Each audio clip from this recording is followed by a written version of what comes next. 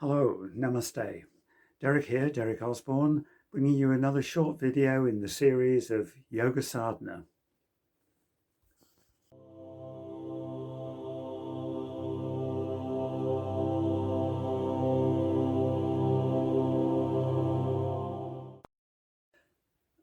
So in practical terms, what are we really looking for when we're trying to find this place that we're going to use for our own yoga? This is a place that might come to be known or come to be thought of in your terms as being your sacred space. That place where when you know you're going to do your yoga, when you've made the preparations, it becomes special. It becomes a place that you associate with all the benefits that you're achieving through your practice of yoga. And first of all, we want to then make sure that physically it's a good place. It doesn't need to be too big, it doesn't need to be too small, it needs to be practical. In many of the northern climates, it's not a place that is necessarily going to be out of doors, although in warmer weather it may well be. But what you want to avoid is a place where you feel that there is no sense of belonging to the place.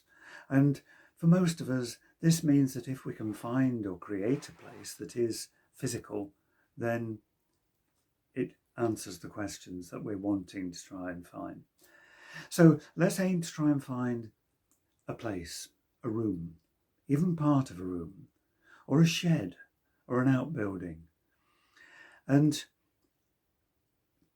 even if it is in a room that you have to share with other people, with other actions, other activities, whether it be a family room where the television may be sitting, may even be on, you can make it your yoga space by establishing one or two pointers.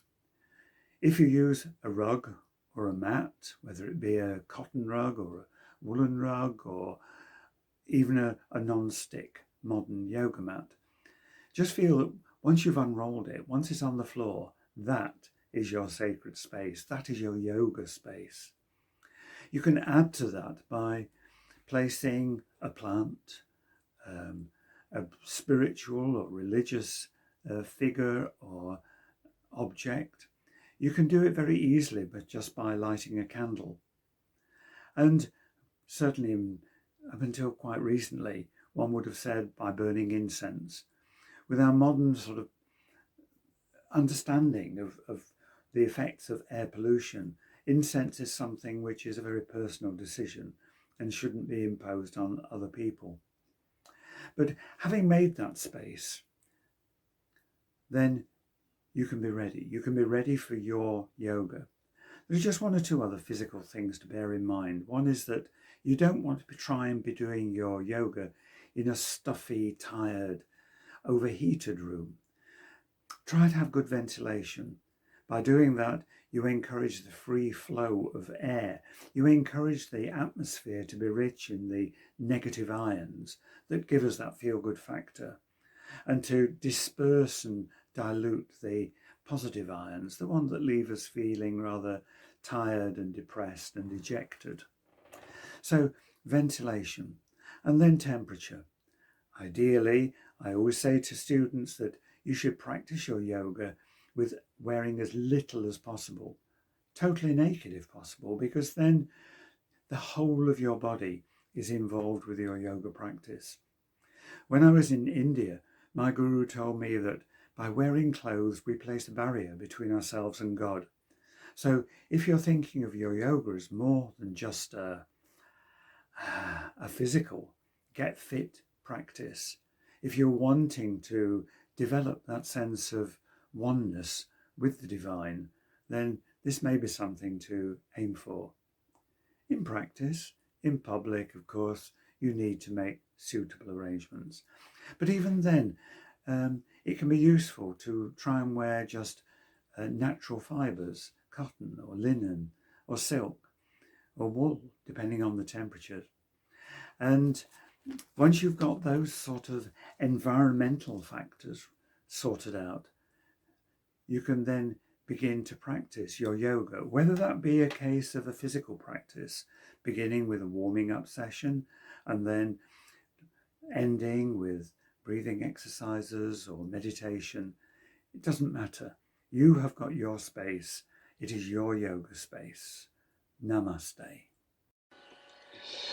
So this yoga space that we're trying to create may be as simple as just a mat on a floor. You may need a book or some notes, but in my room at the ashram in India where I stayed, I had nothing. That was my bed, the floor was tiled, and still I was able to practice and make that my sacred space.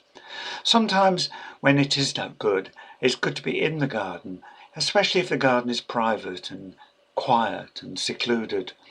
But this is something that we have to be conscious of, being comfortable out of doors. The Hatha Pradipika reads that a Hatha yogi, for success in yoga, should settle in a peaceful, righteous country, which is free from troubles and where alms are easily available. He should stay in a small cottage where there is no rock, fire, and water in the vicinity of 4 cubits, consuming moderate diet and restricting wandering. An ideal cottage for a yoga practice, according to the experts in Hatha Yoga, should have a small entrance, without holes and pits, not too high or low, very well besmeared with a paste of cow dung, clean and free from all insects, having a canopied platform outside and a well with pure water, and a compound wall around.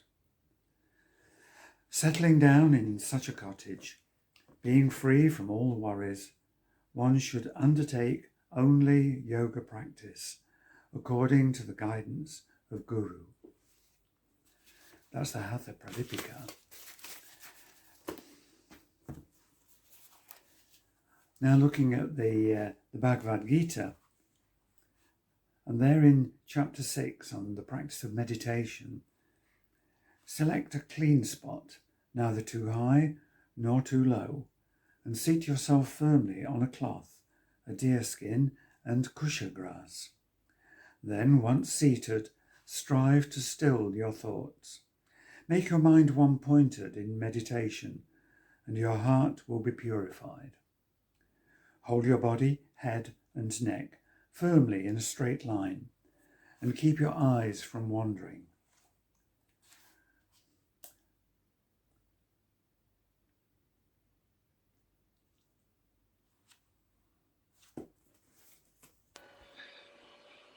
My own yoga room is literally just a shed in the garden.